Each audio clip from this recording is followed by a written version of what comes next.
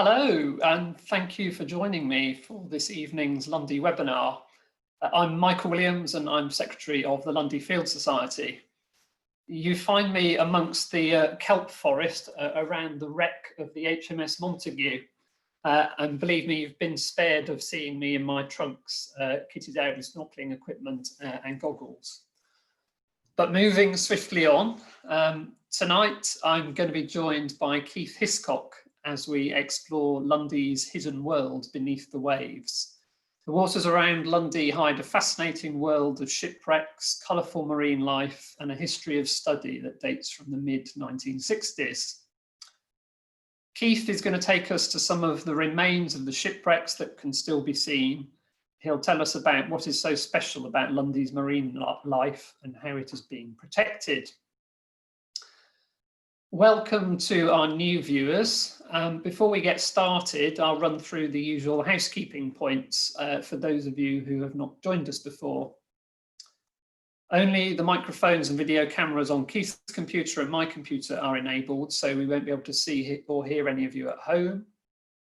Those of you who are on Zoom are able to ask questions using the Q&A function. You need to click on the Q&A icon at the bottom of your screen and then type in your questions into the box that pops up. If you're on a mobile or a tablet, then you can find that on the menu bar. There's also a chat feature for comments and feedback, which we'll be monitoring during the talk. If you're watching on YouTube, you're also very, very welcome, but unfortunately we don't have any facility for asking questions.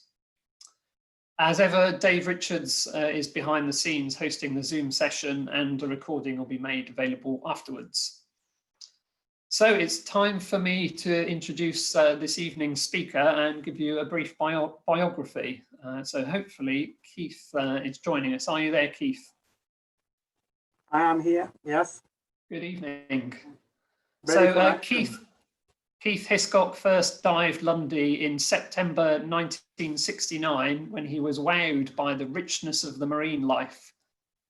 His marine biology training put him in a good position to pursue the proposal that Lundy should be Britain's first marine nature reserve, and that was achieved first in 1973 as a voluntary reserve and in 1986 as a statutory marine nature reserve. Keith continued to lead surveys around Lundy for many years, including with financial support from the Lundy Field Society. Good to get that plug in there. He has been head of the Marine Nature Conservation Review of Great Britain. And in 1999, he moved to Plymouth to establish the internet-based Marine Life Information Network at the Marine Biological Association. Keith's been a member of the Lundy Field Society for 50 years and has been our chairman twice. Keith, it's great to have you here this evening. Looking forward to hearing your talk. So I'm going to hand over to you now. Okay, let's call up the presentation. There we go. So welcome everyone. Glad that so many people wanted to find out a little bit more about what they can see beneath the waves on Lundy. Keith, we can't see your PowerPoint yet, so you might not have shared your screen I've just properly. called it up. Hang on, yeah. hang on. Keep trying. Right, now. Sorry, folks. We did rehearse this, but something's just gone wrong. Share screen, try that. Right, let's go into that and start it up. Can you see it now, Michael? I can, yes. Yeah, you just need to, that's it, brilliant. Sorry about the glitch, folks, but there we are. So yeah, a little bit of, a lot of you will be divers and will have seen it all, but I've tried my best to get some of the most meaningful pictures together. This is actually a picture of the wreck of the Robert, covered in plumose anemones in this particular image. So a mixture of wrecks and marine life. And when you think about the wrecks around Lundy, you see pictures like this, which make it look as if the whole of the island is going to be completely surrounded by the remains of shipwrecks. Well, a lot of them never left any remains. Some of them were recovered. This map itself has got quite a few shipwrecks which are missing from it. I'm going to choose a few. I'm going to choose the ones on the list there just to show you a little bit of what's left of them on the seabed.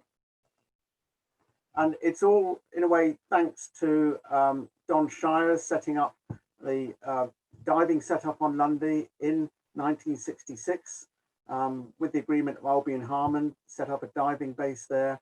And that gave myself and marine biological colleagues the chance to actually go and explore the waters around Lundy and catalogue the seabed marine life. Don is the one on the right here. And if we start looking at the wrecks, well, 114 years ago, this is more or less the scene that you would have off the southwest corner of Lundy, because HMS Montague had just gone aground. And attempts were being made to get it off the rocks, but they failed, and the vessel had to be abandoned and salvaged. So HMS Montague, we're looking at 1971, when Don Shires Mitchell Channel divers were had purchased the wreck of the Montague, and so were able to salvage quite a lot of material from it, mainly by turning over the 8-inch thick armor plating with explosives. And you can see a shell sticking out of the seabed there. Those shells are packed with sticks of cordite. When brought ashore, dried, and a match put to them, they didn't have to go off, but that was the sort of fun we had on the beach in those days. I haven't been back to the Montague for a long time. I'd like to go back because we've had very severe gales in 2013 and 14. And although in 1987, we could actually see identifiable structures on the Montague, I wonder what it's like now. So if anyone knows what part of the Montague that might be, please let me know. On the 17th of September last year, it was listed as a scheduled monument. It's still owned by Don Shires, but you can dive it without a license. You don't need a license, but it is a scheduled monument. Please don't take anything. Let's move around the corner now, around to the south coast of the island, and to a particularly nice wreck, which has left quite a bit on the seabed. It's a late 19th century paddle tug. I couldn't find a picture of the Earl of Jersey, but it hit Lee Rocks on the 28th of November. And Lee Rocks, just offshore on the south coast, rises to within 3 meters of the 3 meters of the surface, and it's quite a long way off the off the shore. Excuse me. The vessel foundered quite a way off the shore because Lee Rocks are quite a way offshore, and you can imagine on a low spring tide in the trough of a wave, 3 meters below sea level is nothing, and the paddle tug hit Lee Rocks and promptly sank. So thank you very much to Tim Mountjoy for 2 of these pictures. Tim is a member of Appledore Sub Aqua Club, and I think you can see pretty clearly the drive shaft and the paddle spokes only last year of the Earl of Jersey. The boilers, 3 boilers here. Again, very good visibility, see them clearly.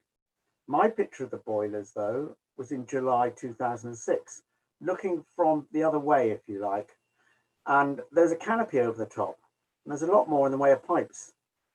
I think quite a lot of that canopy has been lost in storms, and wrecks don't generally last forever.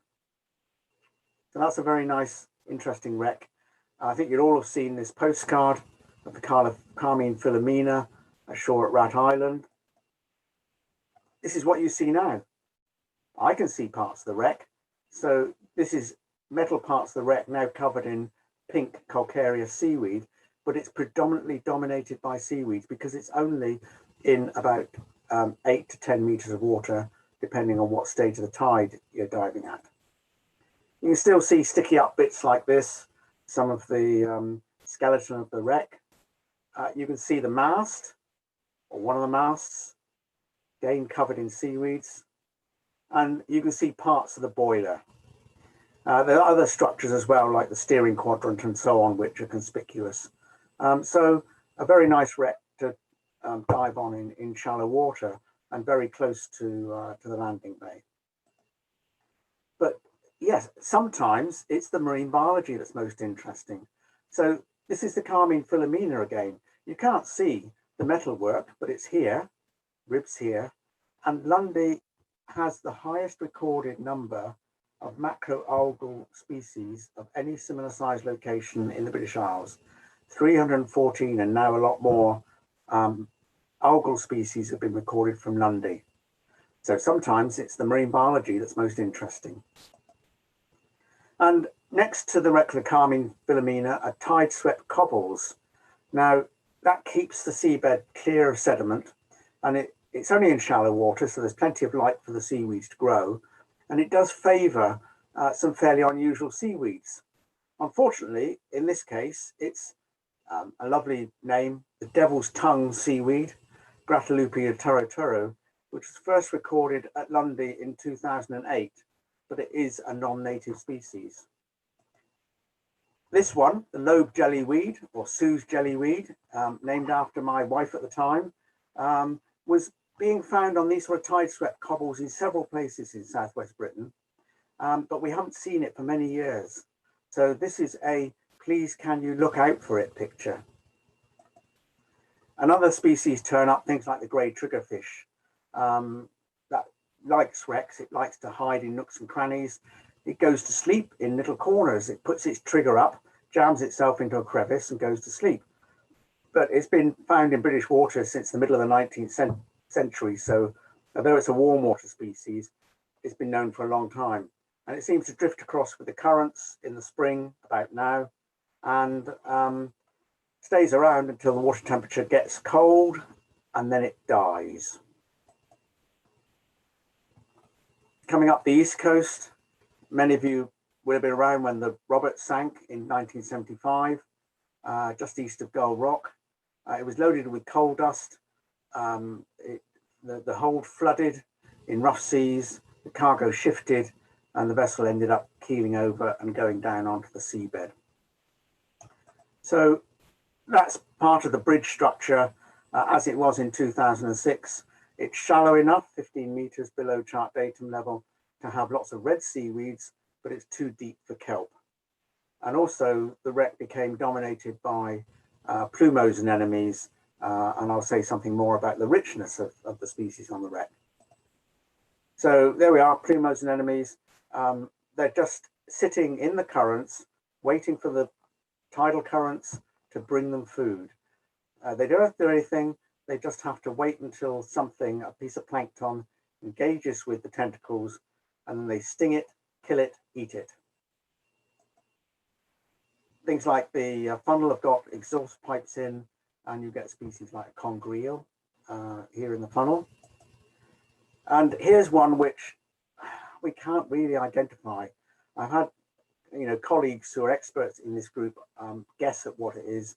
If anyone thinks they know what this species of sea anemone in the hold of the Robert is, do let me know. But sometimes it's the marine biology that's most interesting. Now, if you look at this picture of the port side of the Robert, you can see antenna hydroids, you can see light bulb sea squirts, you can see a sea anemone here, and so on. Quite a few species you can recognize, but what we did was we actually employed basically an underwater vacuum cleaner in order to sample and see just how many species there were on this nice level horizontal surface. And what we got was, by taking 1.4 of a square meter, we got 192 animal species. We didn't identify the seaweeds, and a further 16 recorded by observation. So over 200 animal species on the port side of the Robert. Gives you an idea of species richness. And some people might wonder, where's the propeller of the Robert gone? Well, here it is in Don Shires' garden in 2008. So Don has kept the propeller of the Robert as a souvenir. Of course, he owns the wreck, and so has salvaged the propeller. And this is what the propeller looks like now, put on a plinth in Don Shires' garden. The one which probably you all know about is the paddle steamer Iona, which has a fantastic story associated with it. It was never meant to be an oceanic paddle steamer, but It was bought to go across to America, probably to become a gun runner in the American Civil War. So you've got a sort of outline of it there at the top of the picture, and then you've got a sketch of what it looks like now on the seabed. So you can see which way it's facing. There's the bow, a sort of debris field here. But then what's quite important are the boilers. The boilers power the engine.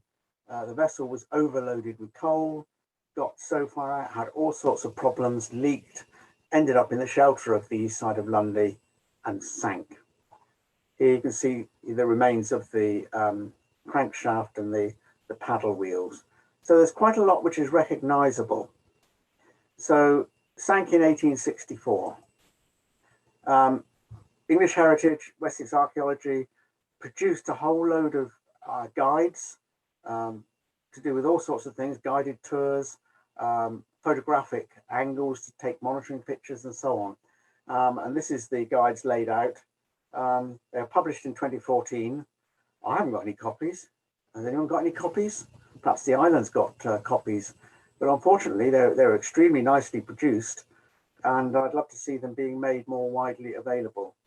I was given the task of taking one of them down to identify photographic angles. What I discovered was that it went in my pocket of my diving suit, and I discovered that it floated. Now, why have I come back to my...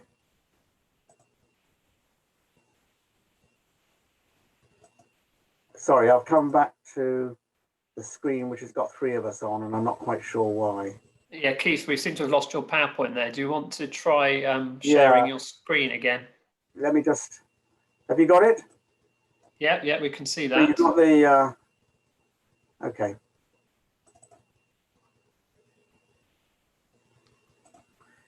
Right, you got it? Yeah, that's good. Back to you. So things like the forward funnel. This is not the paddle arch. This is boiler. You can see the fire boxes at the bottom. Quite often it's the marine biology that's most interesting. Pink sea fans, all sorts of things growing inside the funnel.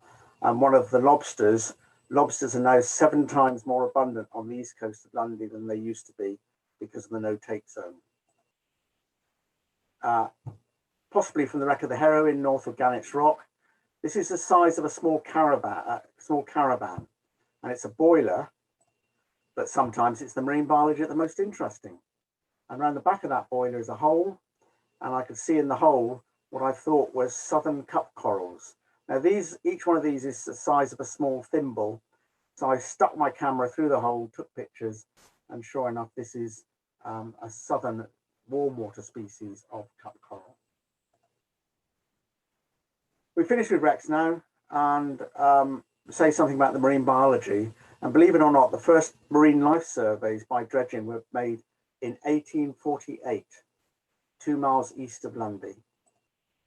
And they would have used a dredge, something like this oyster dredge. There are the 2 characters, and there's their records. Now, Lundy isn't specifically mentioned, but my colleagues in the Data Archive for Marine Species and Habitats have managed to identify which records were from Lundy, and 23 species of mollusk are recorded. So 1848.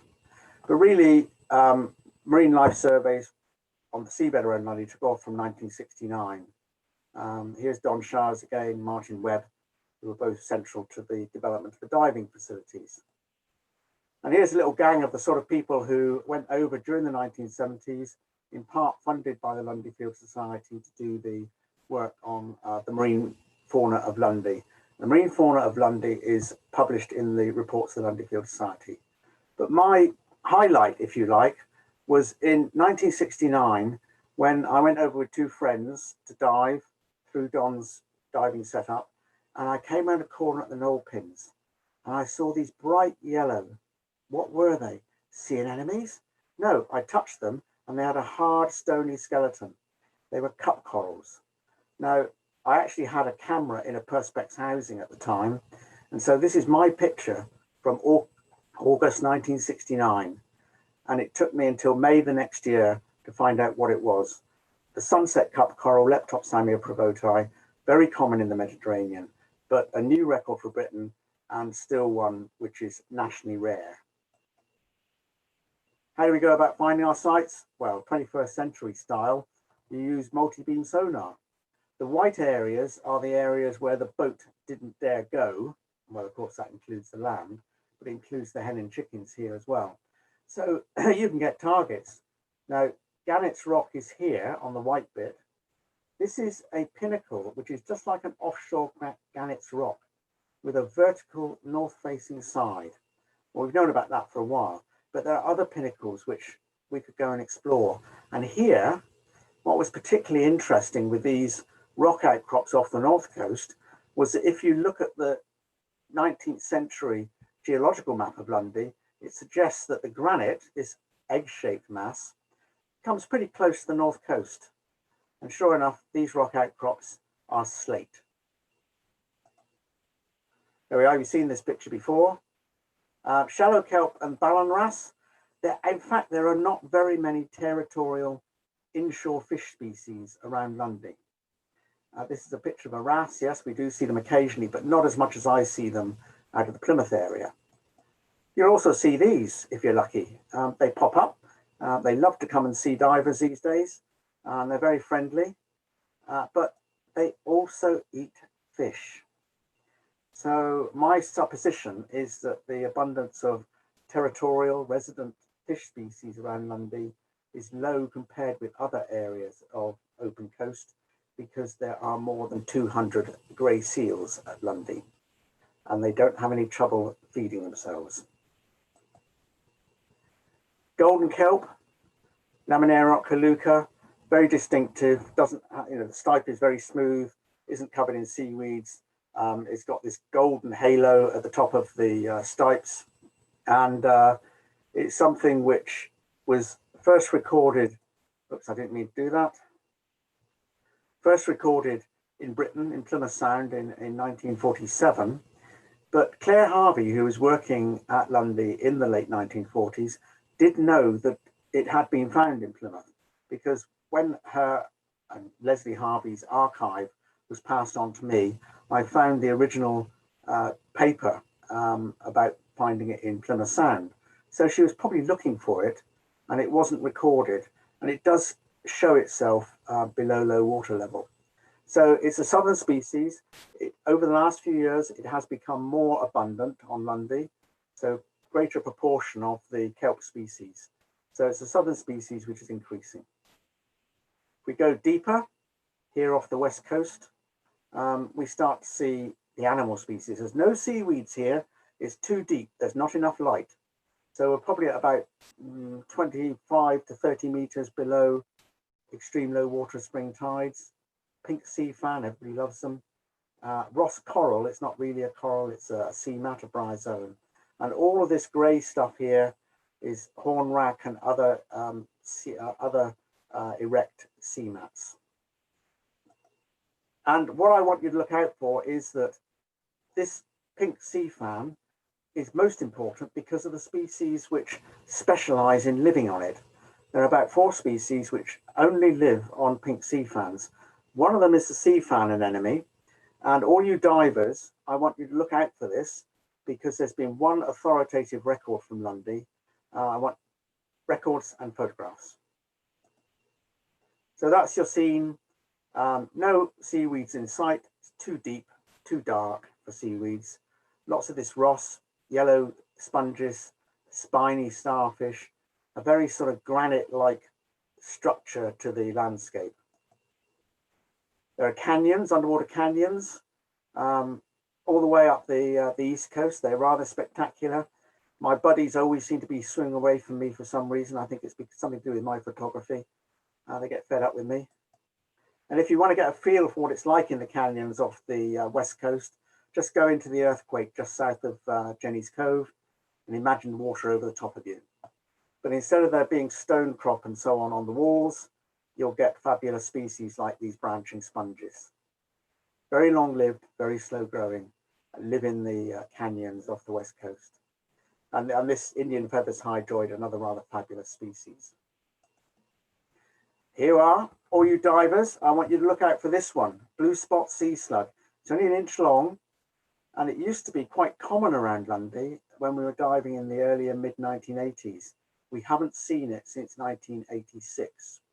Now it's pretty conspicuous, so no excuses. If you see it, I want to see photographs and so on, because some of these sea slugs do disappear for several decades before they come back again. West coast of Lundy, spiny lobsters, always been there, stayed there, even though they were locally extinguished, made extinct in some parts of southwest Britain by overfishing. So here's Brian Watts off Needle Rock in 2012. That's 2012. Big lobsters still present on Lundy. Places off Plymouth, no lobsters at all, no spiny lobsters. And then 2014, all of a sudden, a large recruitment everywhere, including at Lundy. So we're seeing a revival in populations, but they are a threatened species. Here's a nice big one.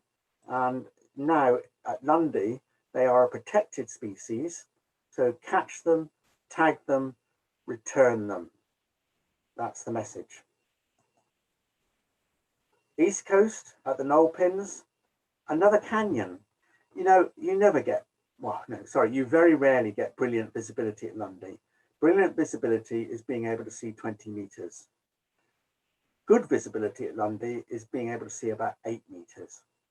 And, you know, this is a diver swing through a canyon which exists between the outer knoll pin and a submerged pin further to the north. So there are not 2 knoll pins, there are in fact 3 knoll pins.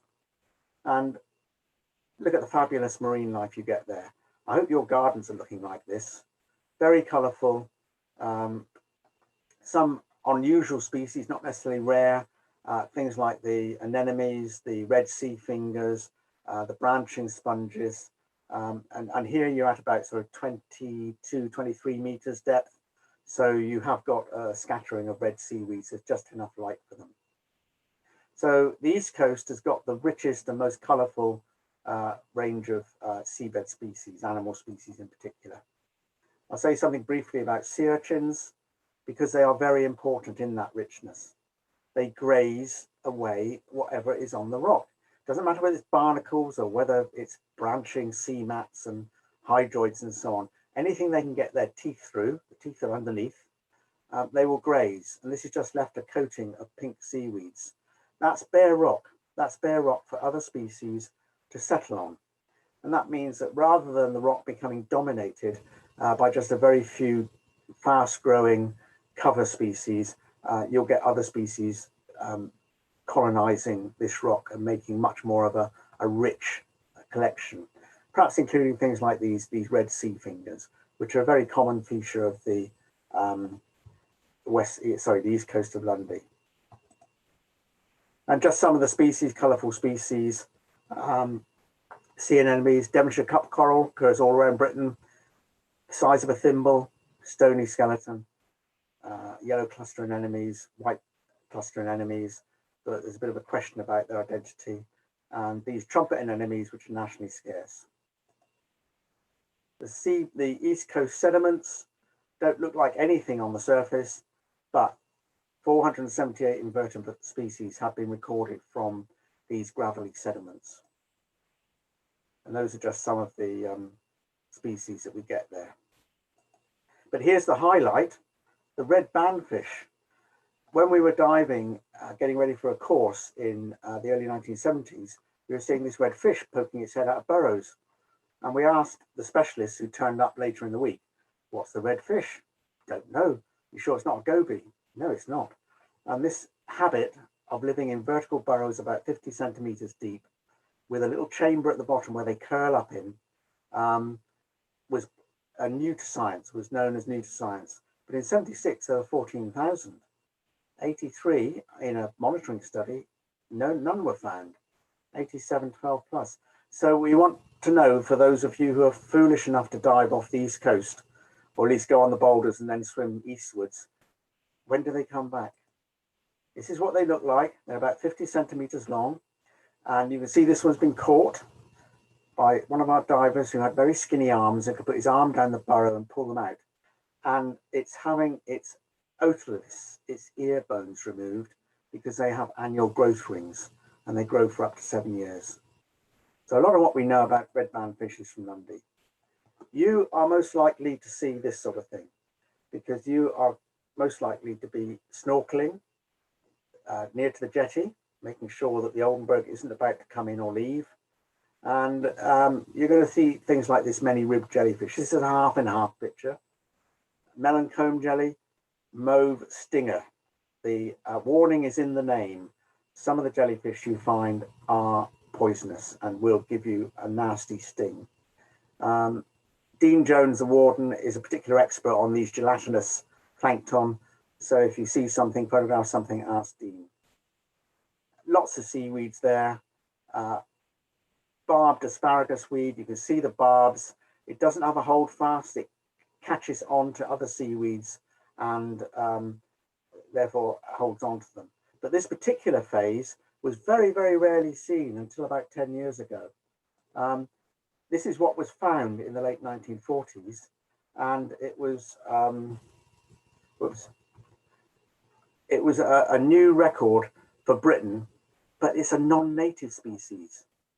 Non-native species seem to quite like the area of the jetty.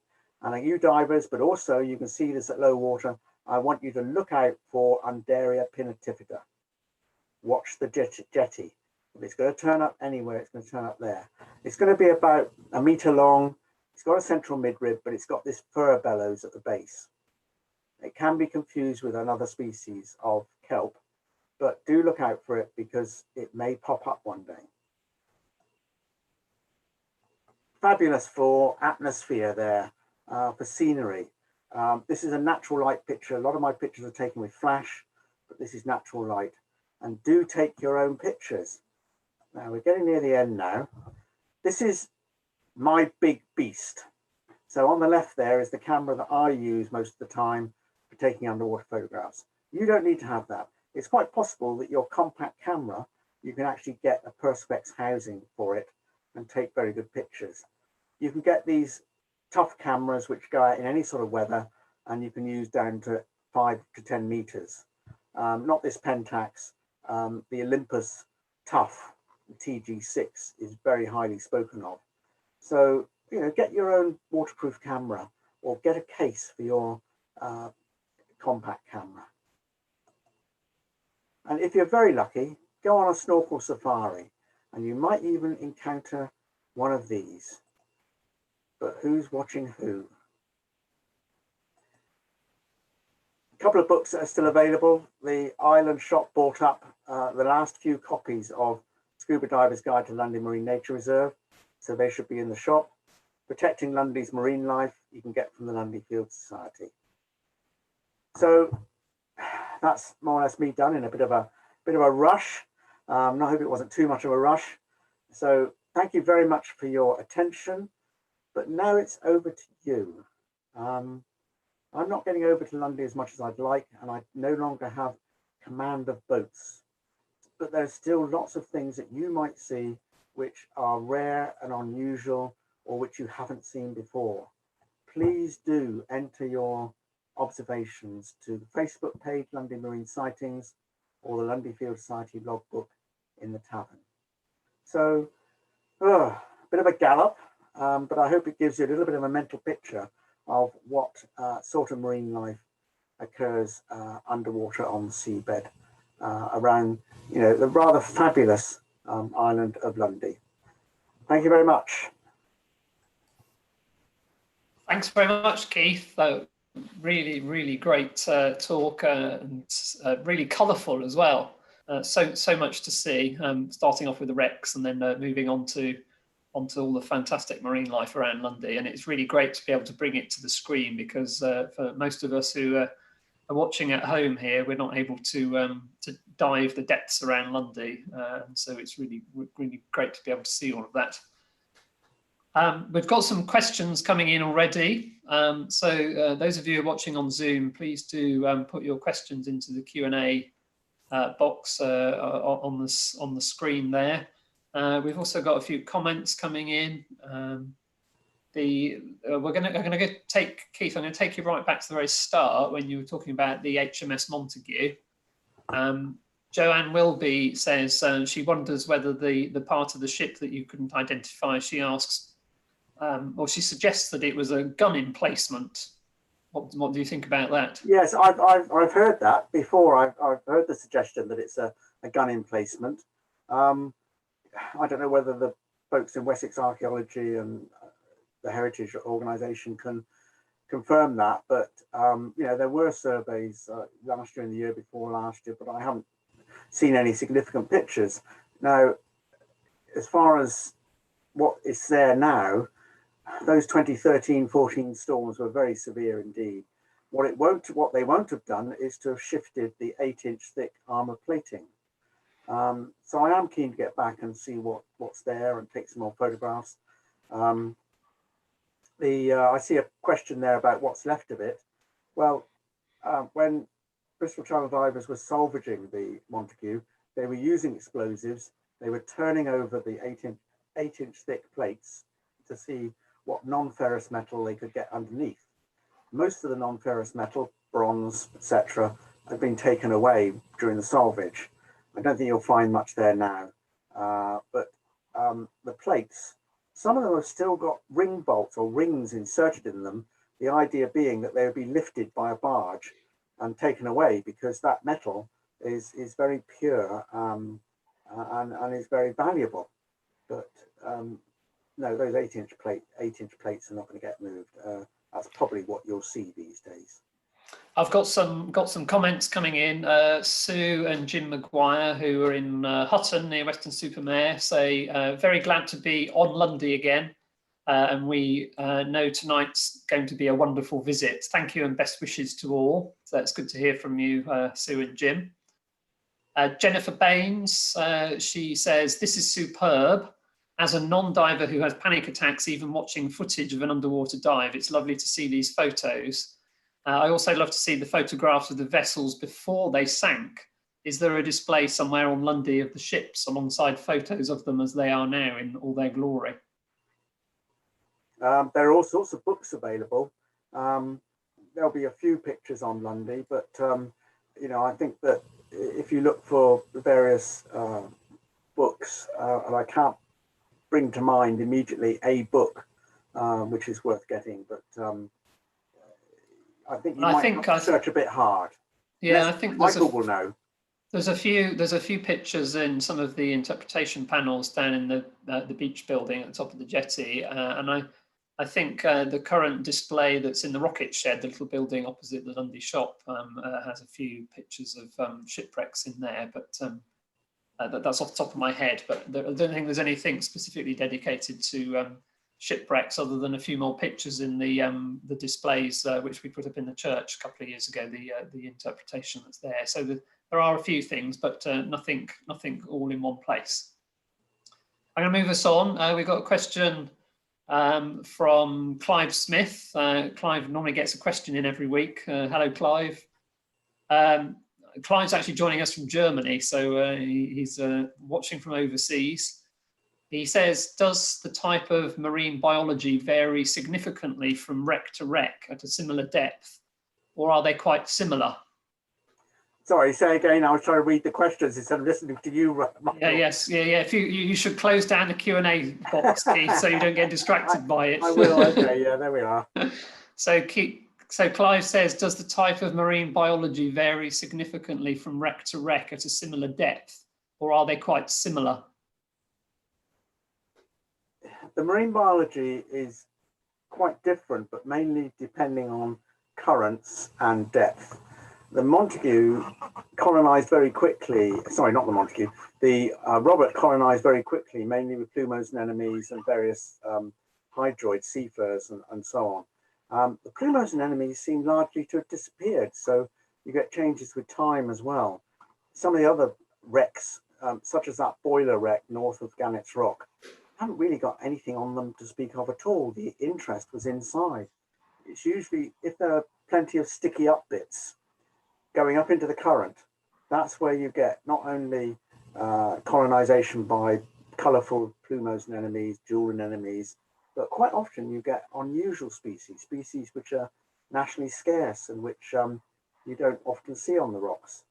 So it's a bit of a close inspection thing, but wrecks not that exciting usually from the point of view of marine life, except for those few highlights. I've got a question from Helen Cole. Hello, Helen. She says, thanks for a great talk. Did the cargoes such as coal dust and coal cause any local pollution which affected the marine life? Well, I can't say whether it affected the marine life, but when you look at the sediments on the east coast, there's a terrific amount of boiler clinker and coal, because of course ships moored up there or anchored up there before they went up to Avonmouth.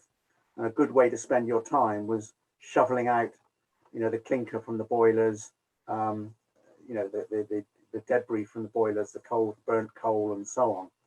So there's quite a lot of that around, but I can't say that it actually, whether it causes any adverse effects on the marine life. Marine life doesn't like clinker. You won't find marine life, he says authoritatively, but not certainly attached to clinker. So a related question here from Richard Breeze. He asks, how much has Lundy's range of marine life been augmented by passing shipping? Well, the non-native species which we've got on Lundy are mainly in the landing bay. We're not sure how they arrived there. It could have been attached to the hull of a ship.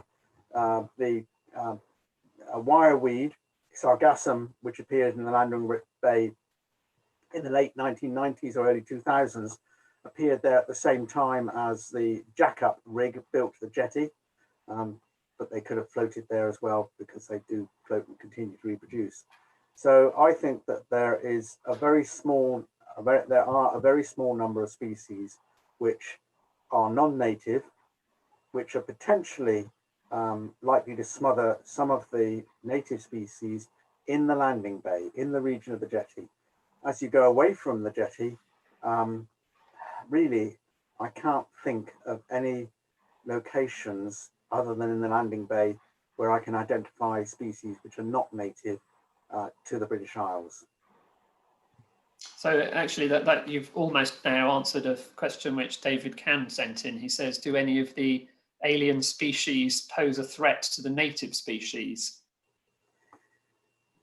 Yes, I think the Asparagopsis, the harpoon weed, is likely to shade and smother the species around the jetty, but it has good years and bad years. Interestingly, the sargassum, the wireweed, which occurs in rock pools at Devil's Kitchen, which we have been keeping out of the rock pools by removing it, a study in California demonstrated that actually it just fits in. It doesn't actually adversely affect the abundance of the native seaweeds. So we need that sort of study to be able to answer the question, does it matter? There's not anything we can do about it. They're there for good, but for in the long term, not for the good, but for the long term. So I think that I keep the rock pools as much as I can clear of sargassum because it's an interesting experiment to do. That's the Japanese invasive species. But I think that actually it's not greatly adversely affecting the marine life on Lundy. Thanks, Keith. We've got a few more comments coming in. John Parler says, thank you very much, Keith. I haven't been over for many years and it brought back many memories. Good to hear from you, John. Linda Blythe said, John, which said he also brought back a bit of bronze. What was that? He brought back a bit of bronze as well from the Montague. Linda Blythe says, fantastic insight to all below the waves on Lundy. Thank you. Nick McPherson says, many thanks for a great presentation. So it's great to have your feedback, everybody. Thank you. Let's go back to the questions. We'll stick with the diving questions at the moment. Charlotte Gardner asks, why is the visibility so low, or is this usual for the UK? Well, you're at the entrance to the Bristol Channel, and all of the muddy water that comes down the Severn Estuary is obviously going to affect Lundy. So I think that's the main reason, is because the Bristol Channel has a lot of sediment in suspension, and that affects Lundy. At the same time, we do get oceanic water coming in. We do get a lot of those gelatinous species that you find in the landing bay, especially. They come in from the ocean. But it's also a question of rainfall, and it's a question of plankton. The lack of rainfall recently, I suspect, means that visibility around Lundy has been very good, or is very good at the moment. We'll find out perhaps if a few boats get over this weekend and report back on the visibility. But visibility, let's say out of Plymouth, 20 meters again would be exceptionally good. 8 to 10 meters is what you'd expect during much of the summer. 4 meters to 5 meters, that's what you get quite a lot of the time on Lundy. You can work, divers can work in that, and you can take photographs in that, but it's not as Keith, you're leading this nicely into a question from Michaela Cousins here. She says, everything looks really clean, which is great to see. Is that the case, or is it clever photography? The photography is important. I mean, my large camera I showed you a picture of opens up to a 10mm lens, so I can get a very wide angle picture from only 50 centimeters away. So you're a little bit fooled by that. As far as clean is concerned, it's only off the southern part of the East Coast that there's quite a lot of silt, and that is silt overlying gravel. So it's very, very gravelly. It looks like mud on the surface. It's not very much mud on the surface of the rock. That tends to get kept swept clean by tidal currents. You know that there are very strong tidal currents around Lundy, so they keep a lot of the surfaces clean, as does the wave action. So no, it is generally a pretty clean environment. With where there is silt, it's usually on the East Coast.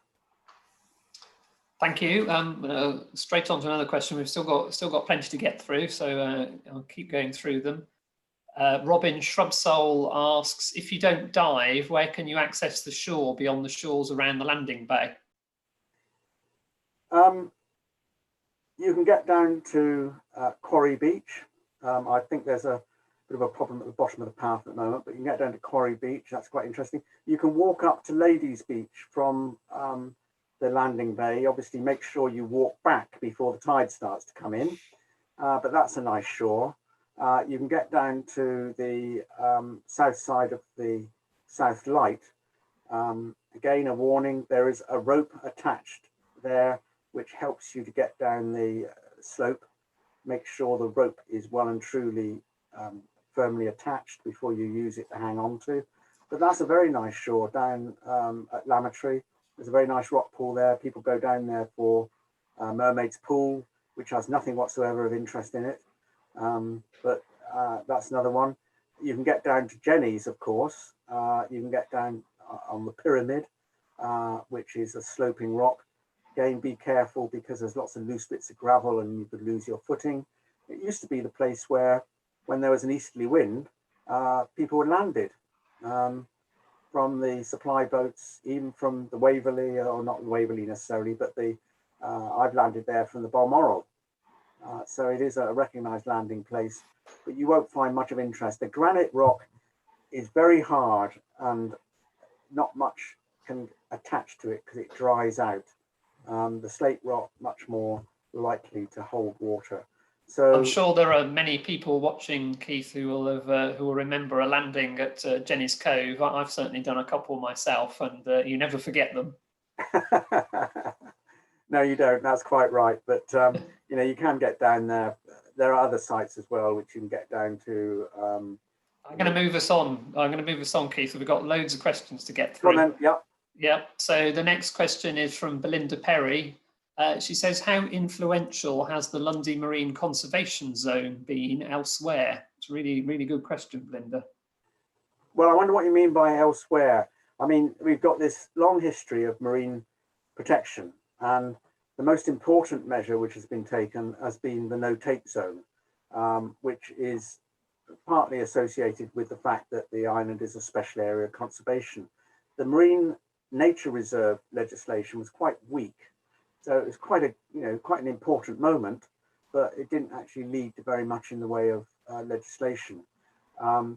Much more has been done by the Inshore Fisheries and Conservation Authority and by previously the Fisheries Protection Authority, and that no-take zone off the east coast of Lundy is one of only about 3 highly protected marine areas off the coast of Britain, and it's shown its worth. It's shown its worth in terms of increased number of commercial species being, the abundance of them increasing, and hopefully with lobsters producing more youngsters to populate areas which are fished to the benefit of the fishermen.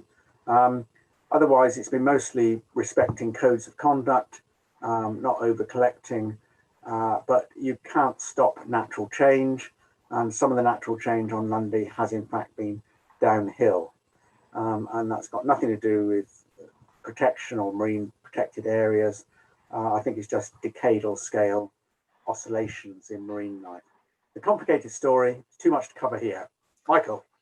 Great. So yeah, well, you've already answered what was going to be my next question. So Tim Hambley was asking how beneficial has the no-take zone been over the years since it was set up? I think you've answered that. So we'll move on.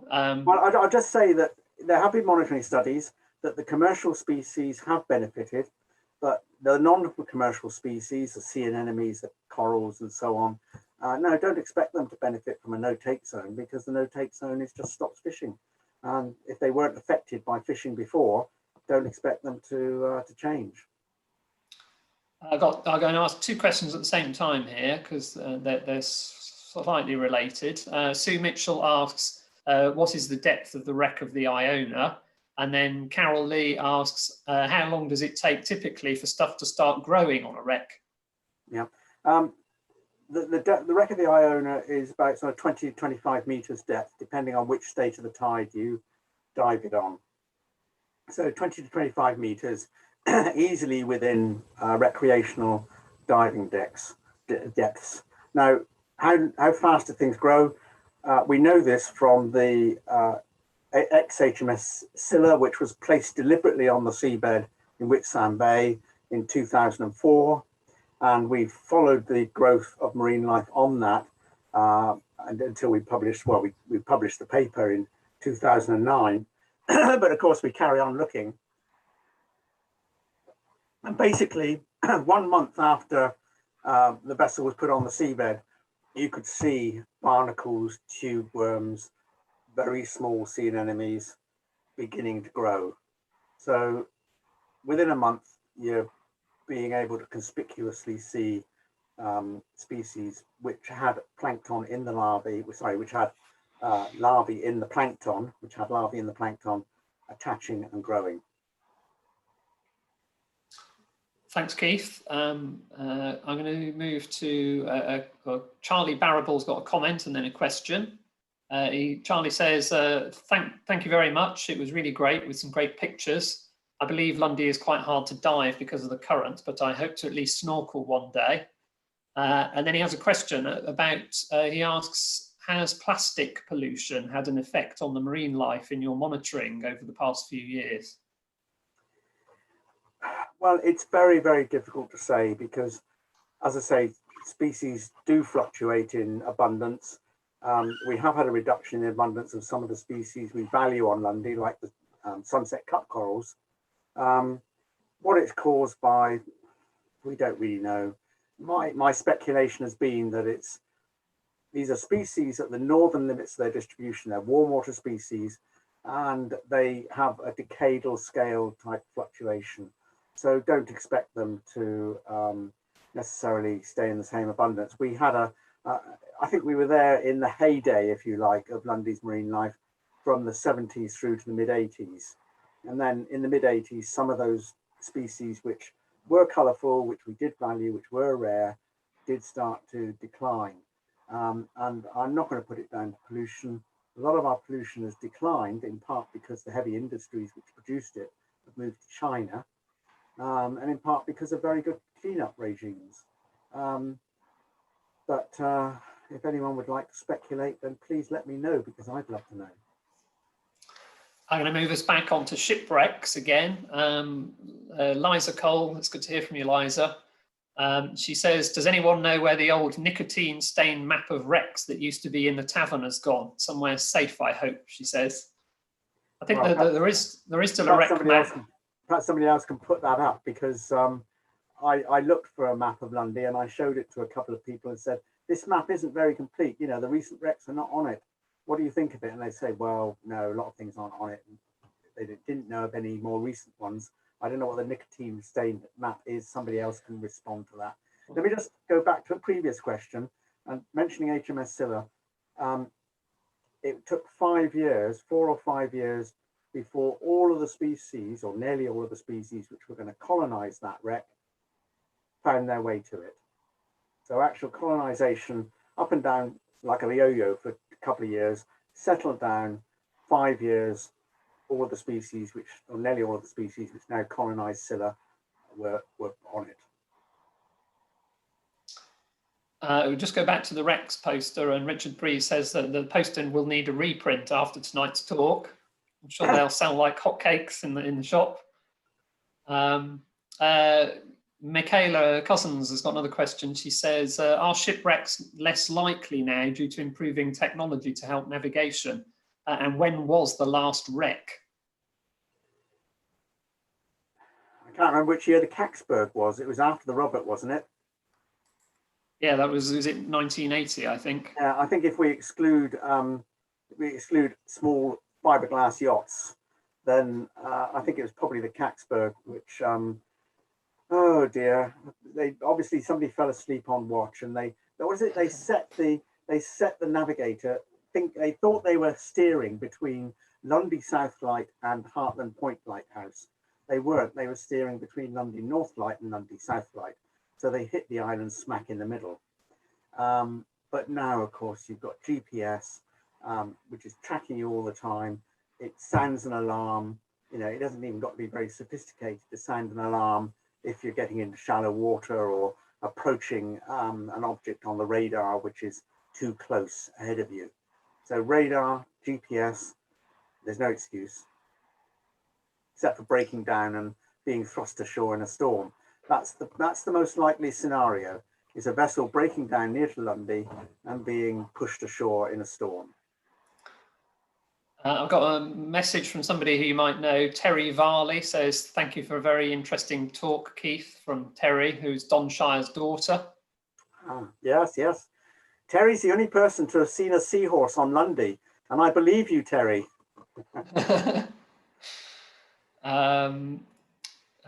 Debbie Fraser has a question, and she says, many thanks for a really interesting talk and brilliant photos. What key things would you like to see happen to help the future of the area? Great I'd like question. to see the monitoring renewed. You know, Naturally have gone through very hard times. They've had enormously reduced funding. They can't keep the monitoring going. We don't know what's happening, and we don't have any studies which are trying to work out what's causing declines and so on. So I think that in terms of managing Lundy as a marine protected area, we need to have that feedback. We need to know what's going on, both in terms of activities, who's doing what, how many people are fishing it, how many people are diving, what they're doing when they go, but also, of course, how the marine life is changing, so that we can feed that information back into the management plan. And so monitoring is the real thing that needs picking up and running with the game. I've got two fairly detailed questions here from Peter Rickard about the red bandfish. He asked, the red bandfish are burrowing in the mud. Do you get nephrops? And if so, are they trawled for?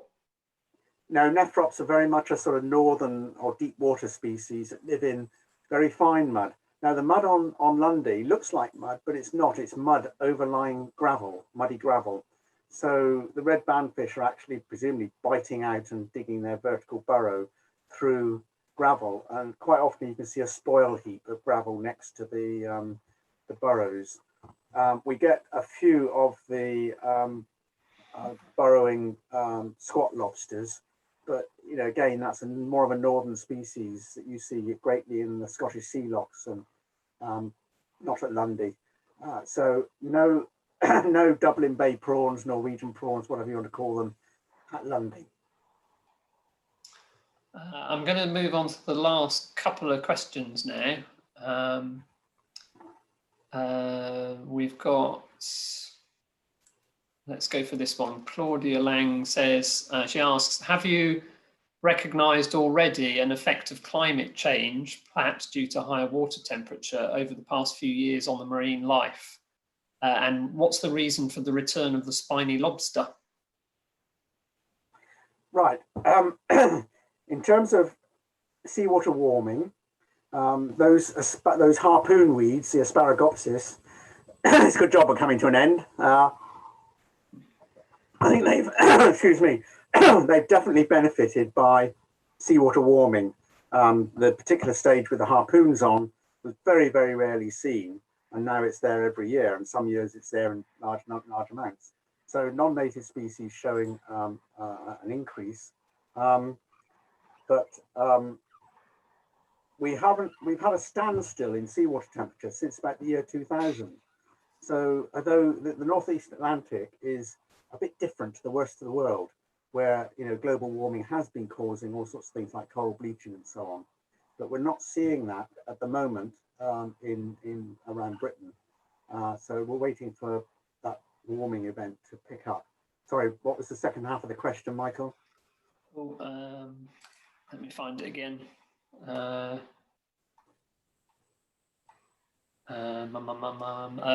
it was about the spiny lobster. What's the reason for the return of the spiny lobster? In British Wildlife about the spiny lobster. So by British Wildlife, the December 2019 edition, which just knows that the increase in abundance has happened in the whole of the western seaboard of Britain and in Brittany. So from 2014 onwards, we were seeing babies, about the size of your thumb, living in little holes. And we've seen recruitment of that sort of size from then on. So it's not a one-off, it's been happening again and again. It just seems that conditions for the survival of the larvae are probably very good. They feed on jellyfish. They're in the plankton for about 9 months. Sorry, the larvae are in the plankton for about 5 months. The larvae are in the plankton for about 5 months, feeding away, and they're obviously finding lots of food. Perhaps there's been a very good production of eggs and larvae, perhaps even from Brittany. It might be that the population in the British Isles benefits from very good production in Brittany. We're speculating, but certainly it's something which, again, is an event which might occur on decadal timescales. This is an important thing for the oceans, is a lot of events happen 30, 40, 50 years apart. It's not just seasonal, it's not just, moused years, as you get with apples and so on, every 5 years or 4 years. It can be 30 or 40 or 50 years apart that you get these sorts of events. I'm going to save your voice now, Keith, and just move on to a few comments. Sandra Rowland says, excellent talk, Keith. Thank you. John Wilson says, discovery number 44 has the Iona 2 dive trail. So is that one of the dive boats that visits Lundy regularly? Sorry, I'm not sure of the context of that. You were asking about the Iona 2 dive trail earlier. Oh, they've got them on board. They've got them on board, so they benefited from the limited set, and I suspect that some of the boats out of Ilfracombe have got them, and so on. I wasn't privileged enough to be given a set. We've got a message from Claire Mitchell. She says, excellent talk, many thanks. I recall a pub quiz in the tavern where the quiz master, who happened to be me, asked about a wreck, and suddenly everyone needed to head to the bar where there was a poster handily located. I remember that occasion well. Okay, well, I think it's time really now to start wrapping up. I'm going to bring this back into view and make sure people can see it. So Keith mentioned this book during his talk. On Facebook, after we've finished, I'll put a note up to tell people how they can get hold of this, because we have copies for sale through the Lundy Field Society. So other than that, it's really time to start passing around my thanks to everybody. So Keith, thank you very much for a fascinating talk this evening and revealing all the parts of Lundy that we can't normally see. So thank you very much for that. I also need to, of course, thank Dave Richards, who has hosted this Zoom session, as usual. I'm also going to give another plug now for the Lundy Field Society. So hopefully you can all see that on your screens at home. So please do support these talks by joining the Lundy Field Society. Membership is open to all. You can find out more by looking at the LFS website or looking for us on social media. So please do join and support the Lundy Field Society. Other than that, next Tuesday, Henrietta Quinnell will be joining me to tell us about the early history of Lundy through its archaeology. Henrietta has been involved in some of the archaeological digs that took place in the mid-1960s, so she'll have a wealth of knowledge to share with us. The week after that, Tom Dickens is going to be here to talk about his studies of the Lundy kittiwake population. And then in subsequent weeks, I'm lining up talks about the LFS Conservation Working Holidays. We also have a poetry recital lined up. And I'm trying to find a date when Derek Green, Lundy's general manager, can join us. So please do join us for the next several weeks. Those of you who are watching on Zoom will receive a survey at the end of this talk. So I'm finding the feedback from those really helpful. So please do fill it in, and thank you to everyone who's completed them so far. So that's pretty much it then, really. Keith, would you like to say your goodbyes? Yes, indeed. Thank you very much indeed, everyone, for watching. I hope you have got a bit of a mental picture of what it looks like on the seabed now. And those of you who are divers, do please, anything which you think is unusual, different, new, take pictures, make your records, enter your records. They will help us to understand about how Lundy's marine life is changing and what's special about it. So do play your bit. Thank you very much, everyone. Thank you, Keith. And thank you everyone at home who's joined us this evening and taken part. These sessions wouldn't work at all without all the questions and the interaction. So it's really great to have you along. I hope you've enjoyed it and hope to see you again next week. Bye-bye.